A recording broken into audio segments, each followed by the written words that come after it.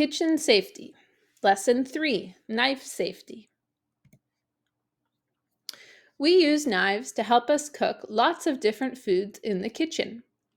Knives are sharp, and we need to use them safely to avoid cutting ourselves or others. You should always use a cutting board when using a knife. Knife safety rule number 1. Use the right knife for the right job. Don't use a big knife if you are cutting something small. And don't use a small knife if you are cutting something big. Let's circle the pictures that show the right size knife and put an X on the pictures that show the wrong size knife. Do you think this knife is the right size for cutting this cantaloupe? Yes, that's the right size knife for cutting the cantaloupe. What about this knife for cutting this little tomato? No, this knife is too big for cutting this little tomato. What about this knife for cutting this cucumber? Yes, that's the right size knife for cutting this cucumber. What about this little knife cutting this potato? No, that knife is too small for cutting that potato. Which foods should we cut with a big chef's knife? Should we cut this watermelon with a big chef's knife? Yes. What about these cherries? Nope. What about these grapes? No, they're too small. What about this onion? Yes. What about this butternut squash? Yes. And what about these peas? No, too small. Which food items should we cut with a little paring knife? This potato? No, that's too big for this little knife. What about a strawberry? Yes, we could cut a strawberry. What about an olive? Yes, olives we could cut with this little knife. What about a radish? Yes, we could cut a radish with a little knife. What about these carrots? Nope, too hard to cut the carrots with the little knife. And what about this pineapple? No, we need a big knife for cutting that pineapple. Knife safety rule number 2. Always hold a knife by the handle. Knives have sharp blades, and you can hurt yourself if you touch the blade. Always hold a knife by the handle. Which picture shows the right way to hold a knife? Picture number 1 or picture number 2? Picture number 1. This shows the right way to hold a knife. Picture number 2 shows the wrong way. You shouldn't hold the blade. You could cut your hand. Knife safety rule number 3. Pass a knife by the handle. When you pass a knife to someone, pass the handle to the person while you hold either the handle like this or the blade. Knife safety rule number 4. Point the blade down when walking. If you are walking with a knife, hold the handle and point the blade down so you don't hurt yourself or others. Knife safety rule number 5. Leave dirty knives beside the sink. When you are finished with the knife, leave it at the side of the sink to be cleaned. Don't put it in a soapy sink. When someone goes to wash the dishes, they might not see the knife in the soap and cut their hand. Let's watch knife safety.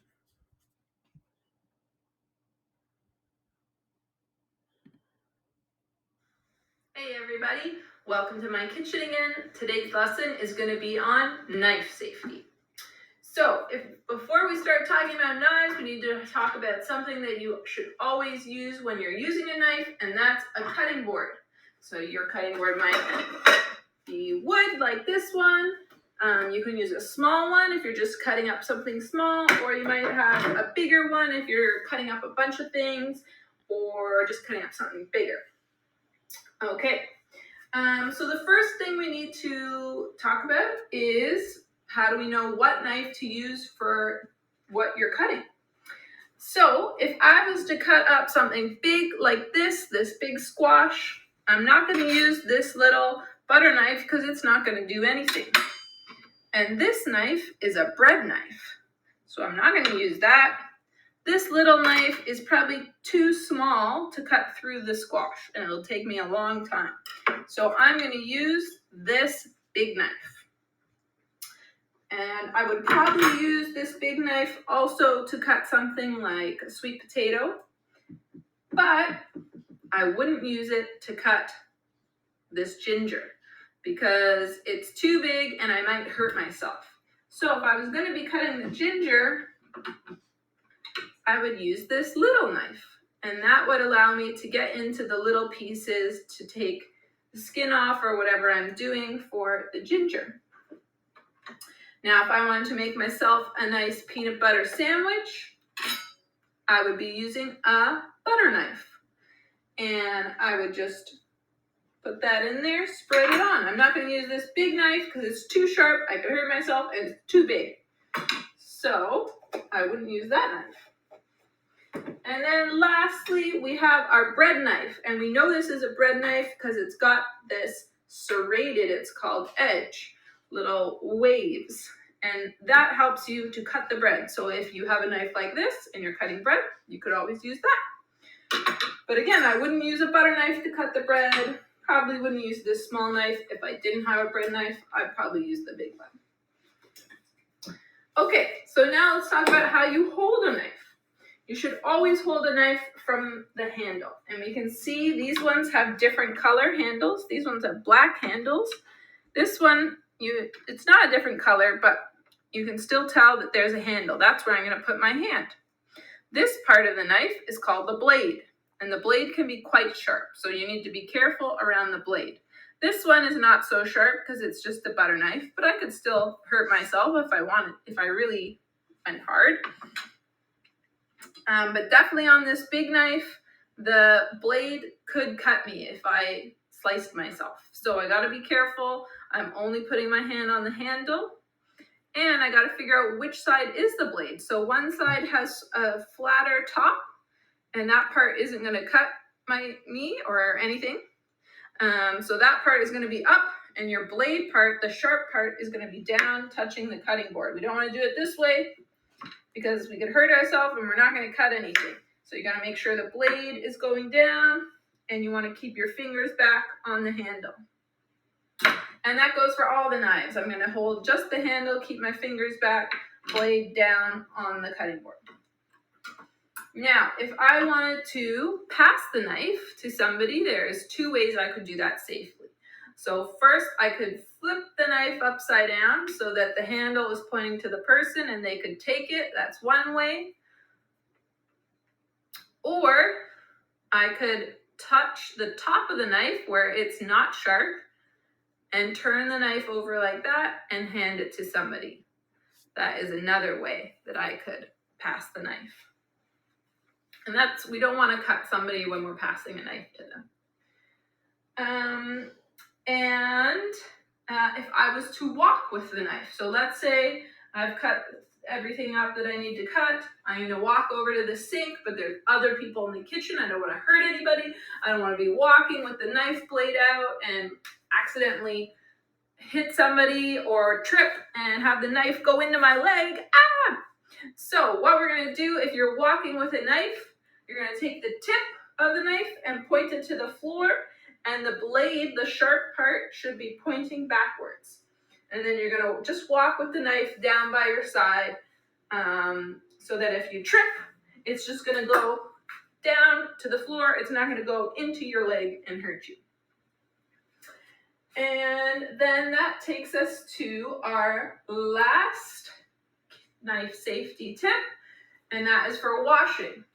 So if I'm done cooking, and hopefully somebody else is washing for me because I've just cooked, I'm not going to put the knife into the sink if it's full of soapy water like this, because I put it in and it disappears, and then somebody comes to wash and they've cut themselves on the sharp knife.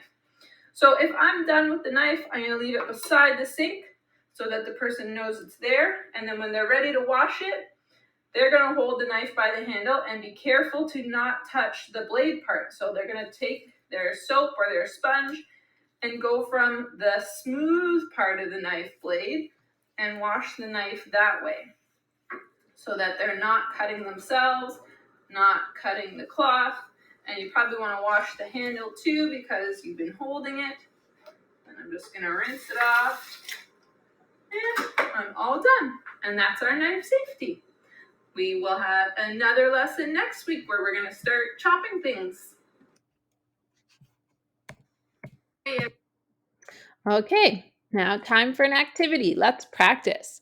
Practice holding the knife properly, passing it to someone, and walking with a knife. There's another video on knife skills that you can watch. You can find it in our kitchen safety playlist. After you watch that video, you could do an activity where you get some Play-Doh and practice safe cutting with a knife. Use the Play-Doh to make different food shapes and cut big and small. If you're ready after practicing with the Play-Doh, you could cut up some real fruit for a fruit salad snack.